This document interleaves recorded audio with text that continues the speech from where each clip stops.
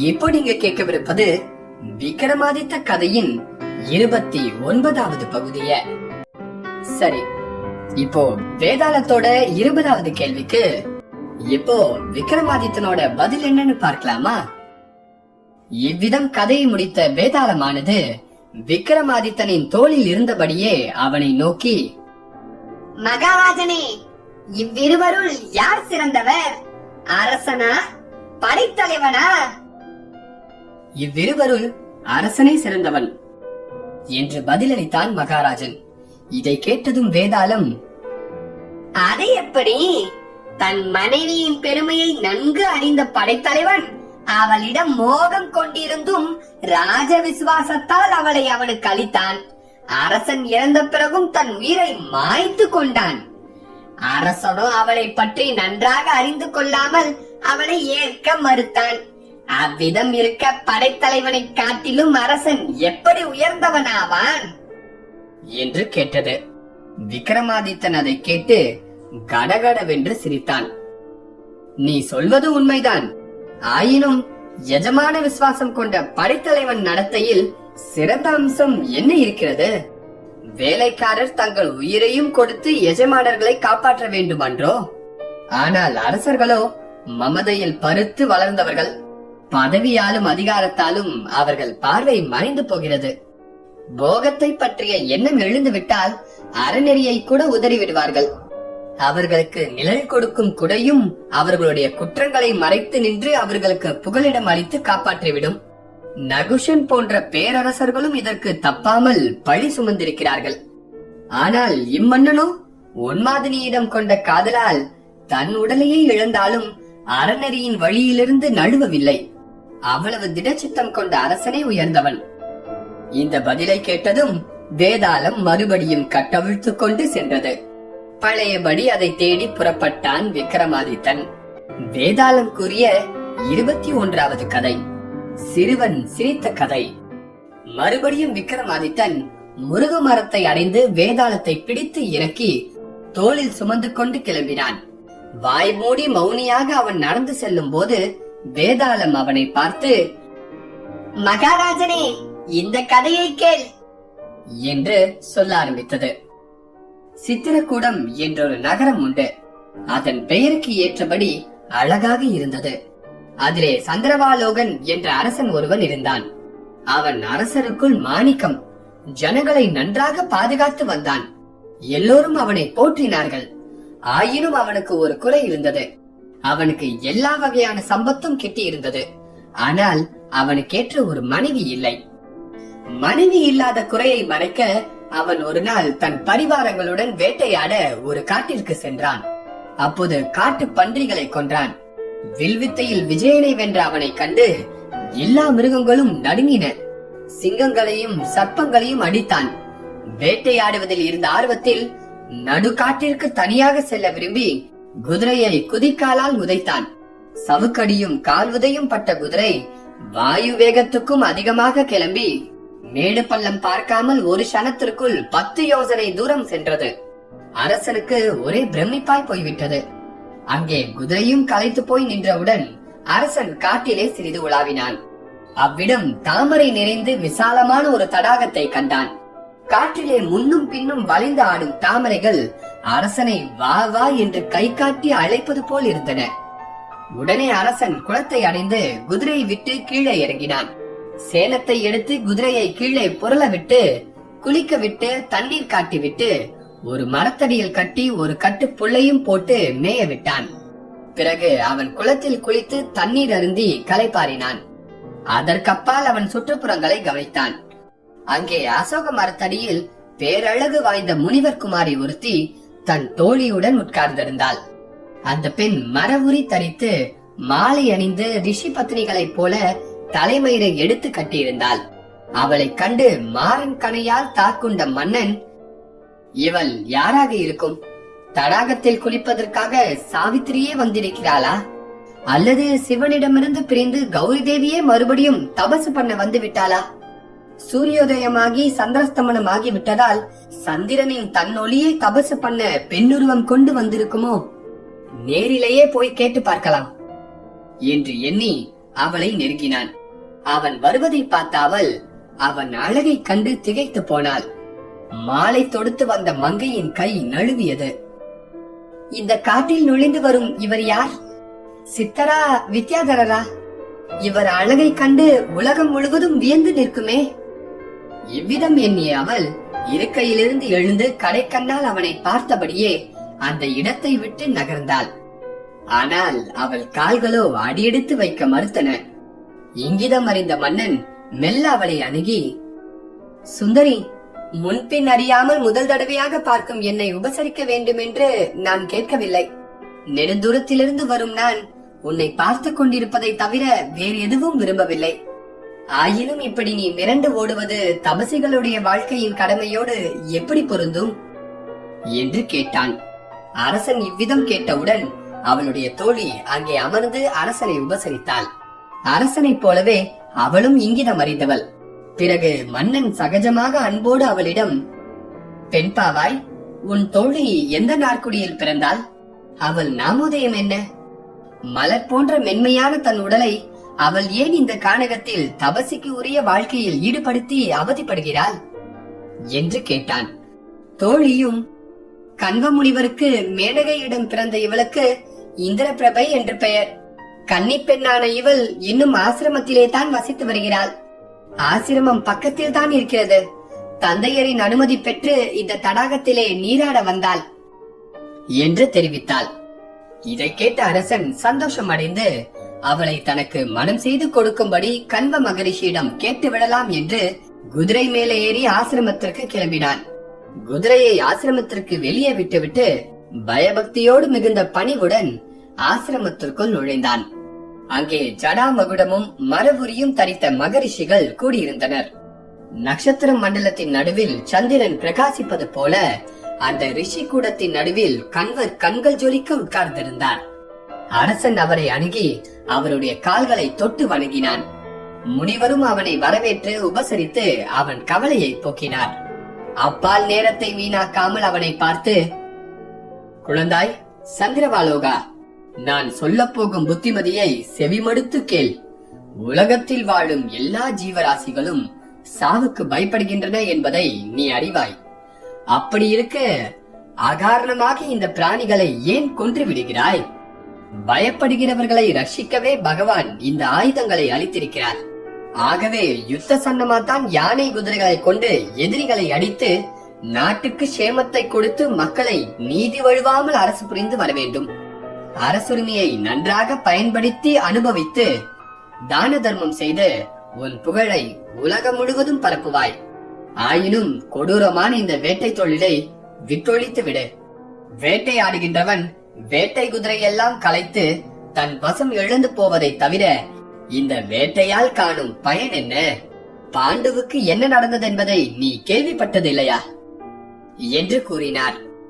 இவ்விதம் கண்வ முனிவர் கூறிய புத்திமதியை கேட்டு புத்திமானான சந்திரவாலோகன் அந்த புத்திமதியை சந்தோஷத்துடன் ஏற்றுக்கொண்டான். முனிவரே, தங்கள் உபதேசம் பெற்றேன். தங்களால் தன்யனானேன். வேட்டையாடுவதை துறந்து விட்டேன். இனி மிருகங்கள் எல்லாம் பயமின்றி வாழலாம் என்று தெரிவித்தான். முனிவரும் இதை கேட்டு, உயிர் வாழும் பிராணிகளுக்கு ஜீவ இம்சை செய்வதில்லை என்ற உன் சங்கல்பத்தை கேட்டு மகிழ்வடைந்தேன். உனக்கு வேண்டிய வரத்தை கேள் என்றார். தன் விருப்பத்தை தெரிவிக்க ஏற்ற தருணம் கிட்டியதை அறிந்த அரசன், தங்களுக்கு என் மீது திருப்தி ஏற்பட்டிருந்தால் தங்கள் புத்திரி இந்திரபிரபையை எனக்கு மனம் செய்து கொடுக்க வேண்டுகிறேன் என்று பணிவுடன் வேண்டினான். அரசன் இவ்விதம் விரும்பி கேட்டவுடன் முனிவர் தம் புத்திரி அரசனுக்கேற்ற மனைவி என்று நினைத்து அவனுக்கு மனம் செய்து கொடுக்க ஒப்புக்கொண்டார். அப்சர ஸ்திரீ ஒருத்திக்கு மகளான அவள் அப்பொழுதுதான் ஸ்நானம் செய்துவிட்டு திரும்பிக் கொண்டிருந்தாள். உடனே ரிஷி பத்னிகள் கூடி அலங்கரித்தார்கள். விவாகம் நடந்தது. சந்திரவாலோக மன்னனும் தன் புது மனைவியை அழைத்துக் கொண்டு குதிரை ஏறி ஊருக்கு கிளம்பினான். ஆசிரமவாசிகள் கண்களில் நீர் வழிந்தோட ஆசிரமத்தின் எல்லை வரை வந்து அவர்களை வழி அனுப்பினார்கள். அவர்கள் கிளம்பி வழி நடந்து செல்லும் போது சூரியன் அஸ்தமித்தான். இரவு சூழ்ந்து கொண்டது. அப்போது அரசன் சாலையோரத்தில் தடாகத்தின் அருகில் ஒரு அரச மரத்தை கண்டான். அந்த குளத்தின் நீர் தெளிவாக இருந்தது.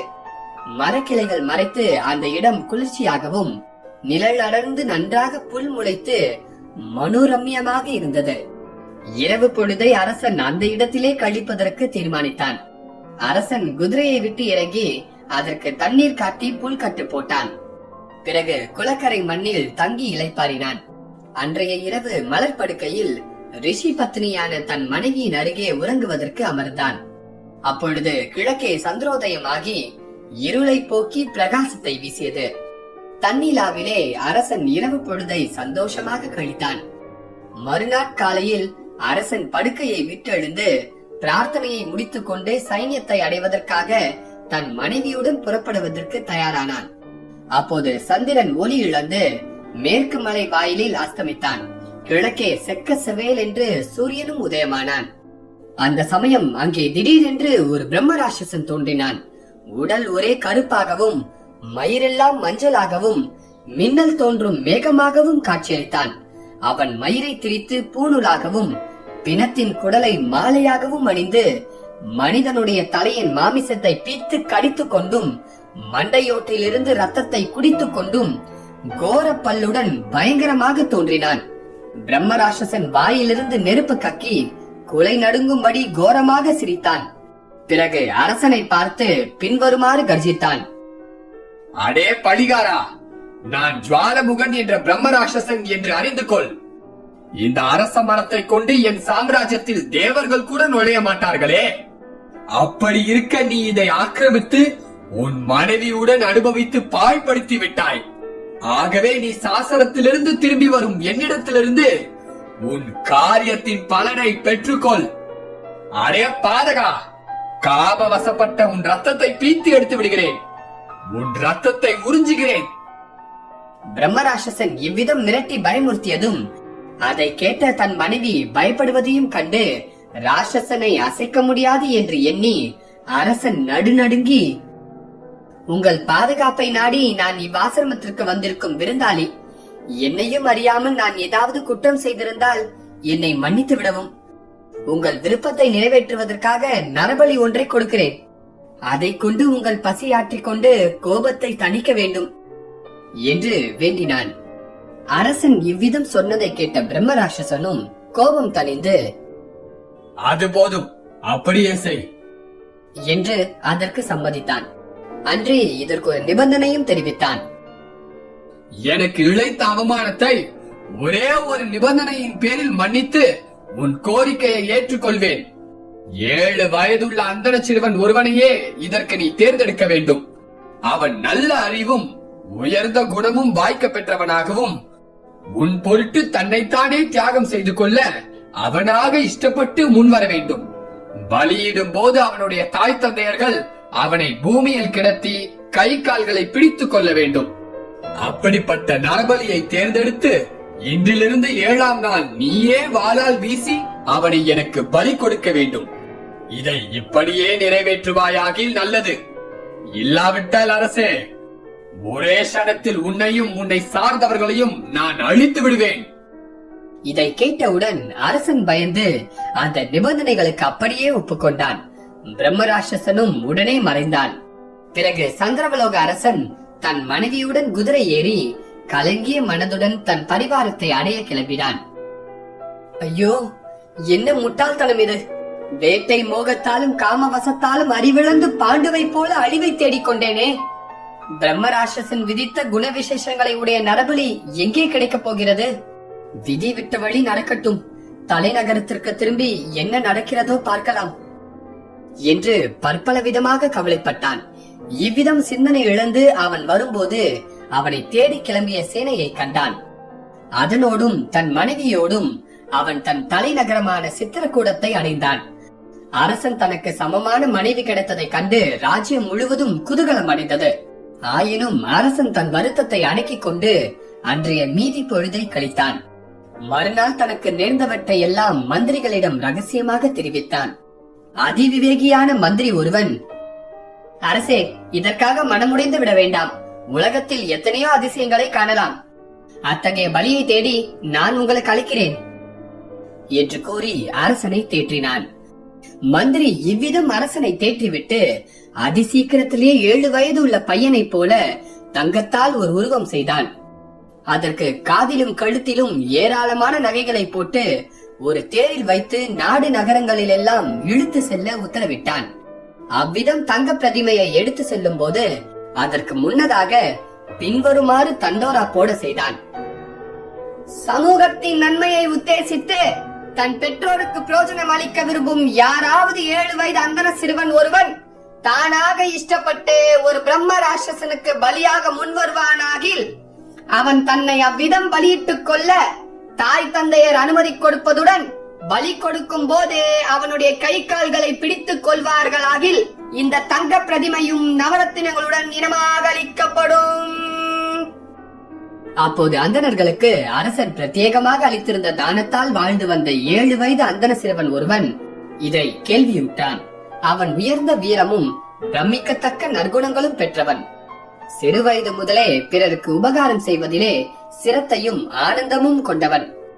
பூர்வ ஜன்மத்திலும் அவன் அவ்விதம் பிறருக்கு உபகாரம் செய்து அடைந்த நற்கருமத்தின் தொடர்பே போலும். உண்மையில் நாட்டு மக்களின் புண்ணிய பலனே உருவம் எடுத்து வந்திருப்பது போல தோன்றினான். அவன் பறைசாற்றுவர்களிடம் வந்து, உங்கள் நன்மைக்காக நான் என்னை தியாகம் செய்து கொள்கிறேன். முதலில் நான் போய் என் பெற்றோர்களிடம் சொல்லிவிட்டு வந்து விடுகிறேன் என்று தெரிவித்தான். அவர்கள் சந்தோஷப்பட்டு அவனுக்கு அனுமதி அளித்தார்கள். சிறுவன் தன் வீடு சென்று தாய் தந்தையர்களிடம் கைகூப்பி பின்வருமாறு வேண்டினான்.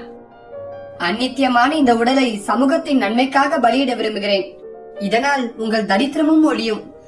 ஆகவே அதற்கு எனக்கு அனுமதி அளிக்க வேண்டும். இவ்விதம் செய்தால் பொன்னும் மணியும் கொண்டு என்னை போல செய்யப்பட்ட உருவத்தையும் 100 கிராமங்களையும் அரசன் எனக்கு தானம் அளிப்பான். அவைகளை பெற்று நான் உங்களுக்கு அளித்து விடுவேன்.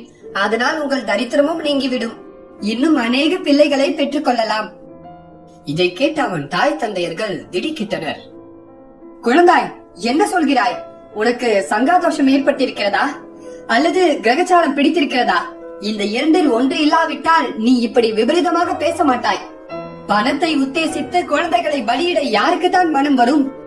எந்த குழந்தை தான் தன் உடலை தியாகம் செய்யும் என்று கேட்டனர். நான் சித்த சுவாதீனமற்று பேசவில்லை, சுவாதீன புத்தியுடன் தான் பேசுகிறேன். இதை கேளுங்கள். பிறப்பிலேயே இந்த உடலுக்கு துக்கம் ஏற்பட்டு விடுகிறது. சொல்ல முடியாத அசுத்தங்களை தாங்கி நிற்கிறது. என்றைக்காவது ஒரு நாள் அழிந்து போக வேண்டியதே. ஆகவே அனித்தியமான இந்த உடலை கொண்டு சம்பாதிக்கும் புண்ணியத்தையே நிரந்தர வஸ்துவாக பெரியோர் கருதுகின்றனர். உலகத்து மக்கள் எல்லோருக்கும் பயன்படக்கூடியதை தவிர வேறு என்ன புண்ணியம் கிடைத்துவிடும்? என் தாய் தந்தையர்களை போற்றாவிட்டால் இந்த உடலால் என்ன பயன் என்று குமாரன் தன் பெற்றோர்களுக்கு விஷயத்தை சொன்னான். கடைசியில் அவர்கள் கண்ணிலிருந்து கண்ணீர் ஆறாக பெருகி ஒழுக அழுது கொண்டே அவன் விருப்பத்திற்கு சம்மதித்தார்கள். உடனே அவன் சொர்ண பிரதிமையையும் 100 கிராமங்களையும் பெற்று அவைகளை தன் தாய் தந்தையர்களிடம் ஒப்படைத்தான். பிறகு தன் பெற்றோர்களுடனும் ராஜ சேவர்களுடனும் வெகு சீக்கிரமாக சித்திரக்கூடத்தில் உள்ள அரசனை அடைந்தான். கலங்காத நெஞ்சுடன் ஒரு சஞ்சீவி போல ஜொலித்துக் கொண்டு வந்த அந்த இளைஞனை கண்டு அரசன் உவகை பூத்தான். உடனே அவனுக்கு அஞ்சனம் இட்டு மாலை சூட்டி அலங்கரித்து யானை மீதேற்றி பெற்றோர்களுடன் அவனை பிரம்ம ராட்சசனின் இருப்பிடத்திற்கு அழைத்து சென்றான். அங்கே ராஜ புரோகிதர் அரச மரத்தடியில் சக்கரம் வரைந்து விதிப்படி கர்மாக்களை செய்து ஓமம் வளர்த்தார். ஜுவாலமுகன் என்ற பிரம்ம ராட்சசனும் வேதம் மோதிக்கொண்டு கடகடவென்று சிரித்தபடி வந்து சேர்ந்தான். அவன் தோற்றம் பார்க்க பயங்கரமாக இருந்தது. அளவுக்கு மீறி ரத்தபானம் பண்ணியிருந்ததால் வெறி கொண்டு மூச்சு விட முடியாமல் திணறிக்கொண்டு கொட்டாவி விட்டான். அவன் கண்கள் தீப்பிழம்பு போல ஜொலித்தன. அவன் உருவத்தால் அந்த பிரதேசத்தையே இருள் சூழ்ந்து கொண்டது. அவனை கண்ட அரசன் சந்திரவாலோகன் தாழ்ந்து வணங்கி, பெரியோய், இன்று 7வது நாள். நான் சொன்னபடியே இதோ நரபலியை கொண்டிருக்கிறேன். மனமிறங்கி இதை ஏற்றுக்கொள்ள வேண்டும் என்று பிரார்த்தித்தான்.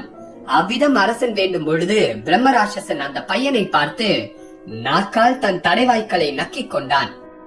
அதே சமயம் உன்னத பிறவி வாய்ந்த அந்த சிறுவன், என் உடலை தியாகம் செய்து கிட்டும் புண்ணியத்தால் எனக்கு சொர்க்க பதவி கிடைக்காமல் போகட்டும், மேலான பதவியும் வேண்டாம், அவற்றால் பிறருக்கு எந்த நன்மையும் உண்டாகாதே, ஒவ்வொரு பிறப்பிலும் என் உடலை பிறருக்கு அர்ப்பணிக்கும் பாக்கியம் எனக்கு கிட்டினால் போதும் என்று தன் மனதிற்குள்ளாகவே வேண்டிக் கொண்டான்.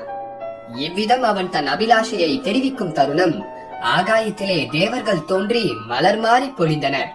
பிறகு அந்த பையனை பிரம்மராட்சசன் எதிரில் கிடத்தி தாய் கைகளை பிடித்துக் கொண்டாள், தகப்பன் கால்களை பிடித்துக் கொண்டான். பலி கொடுக்க தயாராக அரசன் கத்தியை உருவிக் கொண்டான். அந்த சமயம் சிறுவன் உரக்க சிரித்தான். அந்த சிரிப்பின் ஒலியை கேட்டு பிரம்மராட்சசன் உள்பட எல்லோரும் தங்கள் செயலை மறந்து ஆச்சரியத்தோடு கைகூப்பி அவன் முகத்தை கூர்ந்து நோக்கி வணங்கினார்கள்.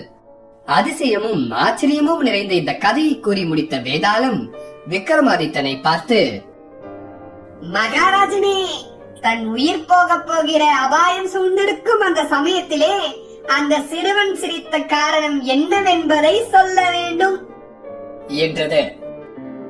நண்பர்களே, அப்படி ஒரு சூழ்நிலையில அந்த சின்ன பையன் அப்படி சிரிச்சதற்கான காரணம் என்னவா இருக்கும்? பதில் தெரிஞ்சா சொல்லுங்க. விக்ரமாதித்தனோட பதில நான் அடுத்த பாகத்துல சொல்றேன்.